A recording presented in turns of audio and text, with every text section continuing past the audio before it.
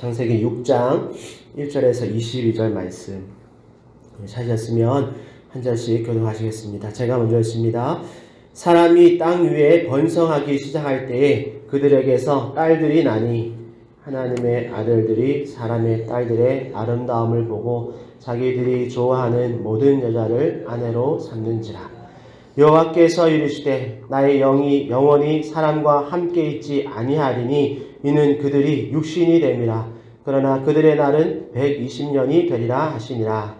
당시에 땅에는 네피림이 있었고 그 후에도 하나님의 아들들이 사람의 딸들에게로 들어와 자식을 낳았으니 그들은 용사라 고대에 영성이 있는 사람들이었더라. 여호와께서 사람의 죄악이 세상에 가득함과 그의 마음으로 생각하는 모든 계획이 항상 악할 뿐임을 보시고 땅 위에 사람 지으셨음을 한탄하사 마음에 근심하시고 이르시되 내가 창조한 사람을 내가 지면에서 쓸어버리되 사람으로부터 가축과 기는 것과 공중의 새까지 그리하리니 이는 내가 그것들을 지었음을 한탄함이니라 하시니라. 그러나 노아는 여호와께 은혜를 입었더라. 이것이 노아의 족본이라. 노아는 의인이요 당대의 완전한 자라.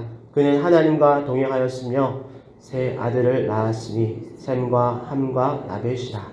그때 온 땅이 하나님 앞에 부패하여 포악함이 땅에 가득한지라. 하나님이 보신즉 땅이 부패하였으니 이는 땅에서 모든 혈육 있는 자의 행위가 부패함이었더라.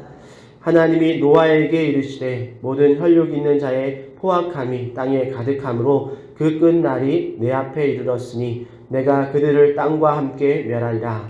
너는 고페르 나무로 너를 위하여 방주를 만들 때 그 안에 칸들을 막고 역청을 그 안팎에 칠하라. 내가 만들 방주는 이러하니 그 길이는 300규빗, 너비는 50규빗, 높이는 30규빗이라. 거기에 창을 내되 위에서부터 한 규빗에 내고 그 문은 옆으로 내고 상중하 3층으로 할지니라. 내가 홍수를 땅에 일으켜 무릇 생명의 기운이 있는 모든 육체를 천하에서 멸절하리니 땅에 있는 것들이 다 죽으리라. 그러나 노아는 내가 내 언약을 세우리니 너는 함께 그 방주로 들어가고 혈육 있는 모든 생물을 너는 각기 암수 한 쌍씩 방주로 이끌어들여 너와 함께 생명을 보존하게 하되 새가 그 종류대로 가축이 그 종류대로 땅에 기는 모든 것이 그 종류대로 각기 둘씩 내게로 나오리니 그 생명을 보존하게 하라. 너는 먹을 모든 양식을 내게로 가져다가 저축하라. 이것이 너와 그들의 먹을 것이 되리라. 노아가 그와 같이 하여 하나님이 자기에게 명하신 대로 다 준행하였더라. 아멘. 오늘은 그러나 은혜를 입은 노아라는 제목으로 하나님 말씀을 전하려고 합니다. 우리가 창세기 한 장 한 장 우리 읽고 있는데요. 한 장 한 장의 시간이 계속해서 흐르고 있습니다. 창세기 오늘 6장은 1절에서 7절까지는 당시의 인류의 그 번성 과정에서 일어난 타락한 인간들의 죄악상을 다루고 있습니다. 그리고 8절부터 22절까지는 그 와중에도 하나님께서 선택하신 노아의 이야기를 다루고 있죠. 그래서 오늘 이 시간에는 이런 역사의 흐름 속에서 몇 가지 주제를 살펴보고자 합니다. 먼저는 1절에서 7절까지 생각해 보려고 하는데요. 시간이 흐르면서 인간이 번성했지만 그 번성함과 함께 타락한 인간의 그 포악함으로 인해서 땅이 부패하게 됩니다. 아마도 6장에서 언급하고 있는 이 포악함이라는 이 죄의 타이틀은 앞선 가인이나 라멕의 이런 살인의 죄와 같이 생명을 살해하는 그런 죄였을 가능성이 높습니다. 그리고 그렇게 살인으로 흘린 피들이 땅을 부패하고 땅은 하나님께 호소했을 것입니다. 그리고 2절에 보니까 하나님의 아들들과 사람의 딸들이라는 표현이 나오는데요. 하나님의 아들들을 어떤 신학자들은 천사로 생각하는 신학자들도 있습니다. 그런데 그렇게 되면 이 천사와 인간의 조합이 되기 때문에 이런 해석은 너무 과한 해석이 될 것이고, 그래서 우리가 일반적으로 여기에 나오는 하나님의 아들들이라는 것은 아벨을 대신해서 주신 셋의 혈통의 자손들로 이해하고 사람의 딸들이란 가인의 후손들로 이해하는 것이 적절하겠습니다. 그리고 아들들, 딸들이라고 이렇게 기록해 놓다 보니까 꼭 남성과 여성으로 성별을 구분하기보다는 셋의 후손, 가인의 후손으로 이해도 되겠습니다. 그리고 2절에 보니까 하나님의 아들들이 사람의 딸들의 아름다움을 보고 모든 여자로 아내를 삼았다라고 기록하죠. 원래 하나님이 처음 주신 결혼의 기본 구성은 한 남자와 한 여자의 연합입니다. 그런데 오늘 2절에서 사람이 번성하면서 그 한 남자와 한 여자의 연합을 넘어서는 선택을 하게 되죠. 이것 또한 인간의 욕심의 한 부분, 그런 제목 중에 한 제목이 되겠죠. 그리고 3절에 보니까 그렇게 하나님의 아들들과 사람의 딸들이 연합하는데 3절에 보니까 그들이 육신이 되었다라고 기록합니다. 이 말은 그들이 육체가 되었다라는 이 말은 하나님의 영이 그들에게서 떠남을 통해서 원래는 영적인 존재로서 하나님과 소통할 수 있는 존재였는데 그 영적인 존재에서 멀어진 상태를 육신이 되었다라고 이렇게 표현해 놓은 거죠. 그리고 그 육신이 된 존재들에게서 4절에 보니까 네피림이라는 그런 인물들이 나오는데 네피림은 번역하면 침략자 또는 거인들이라는 의미를 가지고 있습니다. 그리고 4절의 후반부에 보니까 그 하나님의 사람들과 또 사람의 딸들이 결혼해서 낳은 사람들 중에 용사라고 불리는 고대의 명성 있는 사람들이 태어나는데요.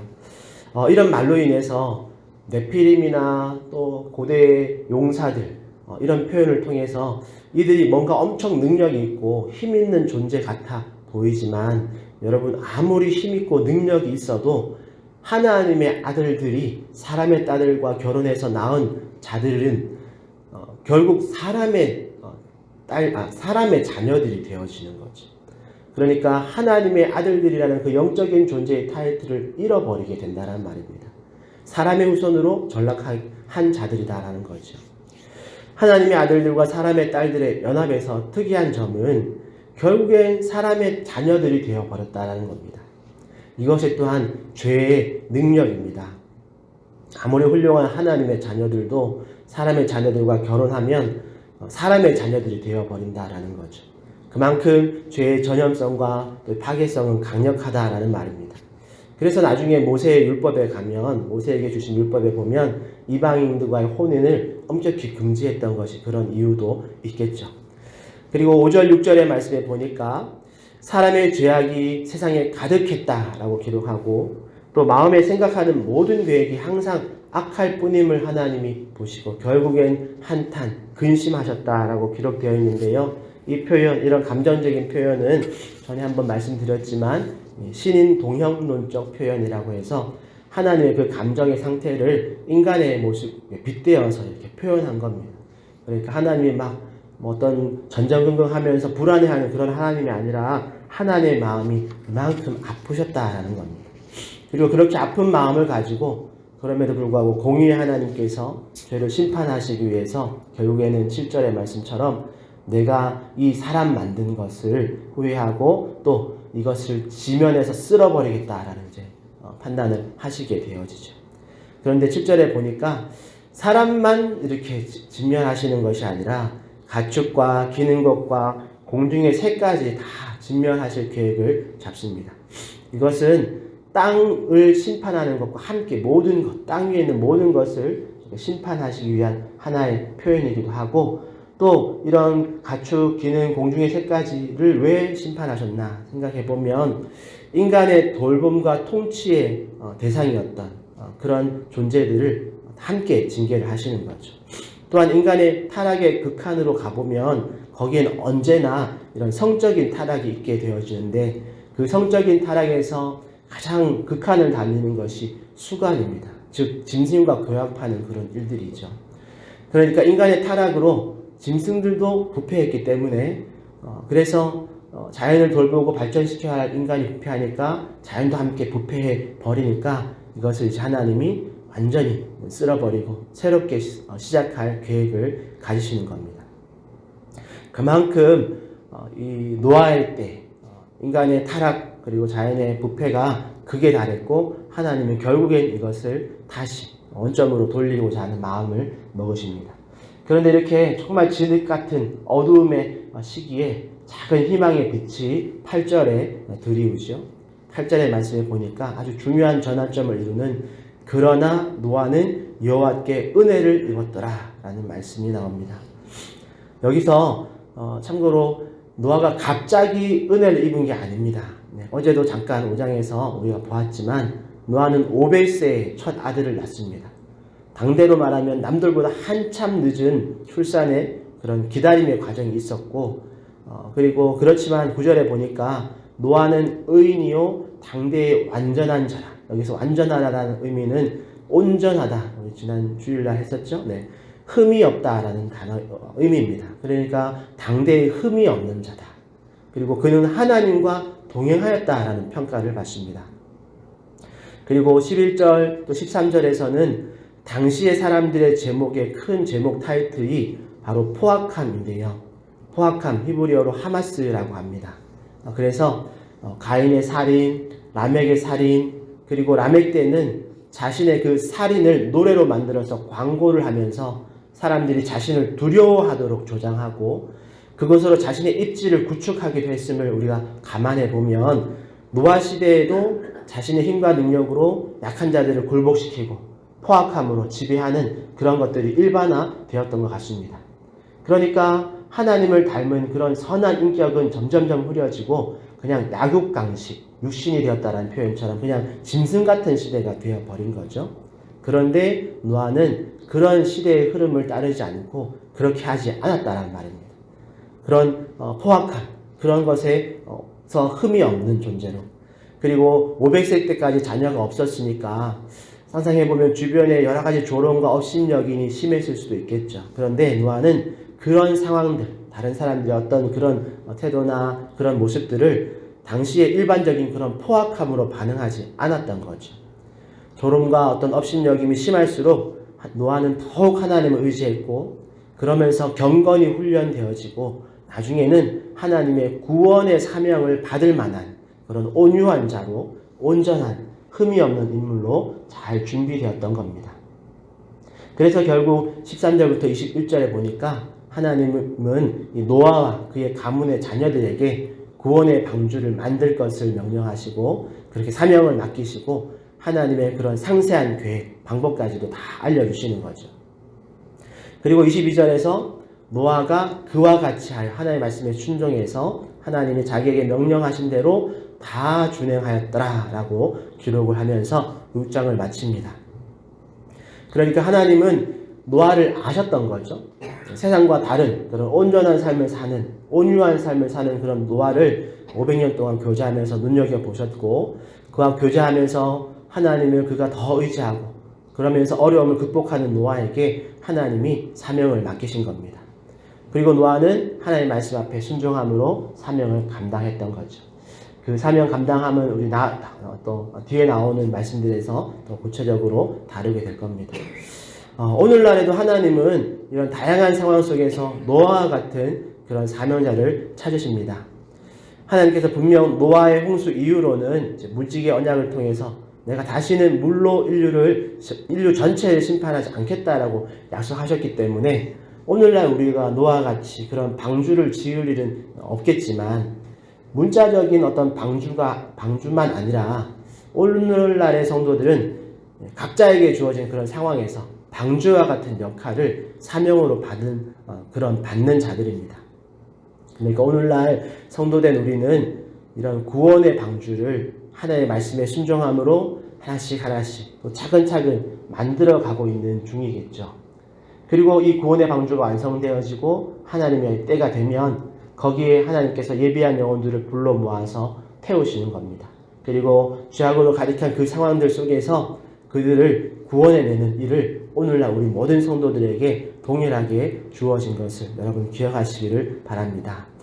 그러기에 오늘날 우리도 노아와 같이 하나님이 맡기신 그 사명을 감당하는 자들임을 잊지 마시기를 바랍니다. 그 사명은 영혼을 구원하는 일이 될 수도 있고 하나님의 뜻을 바르게 세우는 일이 될 수도 있습니다. 중요한 것은 우리가 말씀에 순종함으로 말씀을 바르게 이해하고 그 말씀을 따름으로 이 모든 것들을 세울 수 있다는 것 꼭 기억하시고 오늘 말씀을 그래서 정리해보면 오늘 우리는 하나님의 아들들이 사람의 딸들과 합해서 사람의 자녀들이 되지 않기를 여러분 강구해야 될 줄 믿습니다. 이 또한 우리의 힘으로 완성할 수 없죠. 하나님의 은혜를 구해야 할 것입니다. 그래서 하나님의 자녀들이 하나님의 자녀의 신분을 잃어버리지 않도록, 그리고 하나님의 은혜로 혹 우리가 불신결혼을 하더라도 복음으로 아직 믿지 않는 배우자와 자녀들을 하나님의 자녀로 초대할 수 있게 여러분 기도하시고 또 포기하지 말고 계속해서 노력해야 할 것입니다.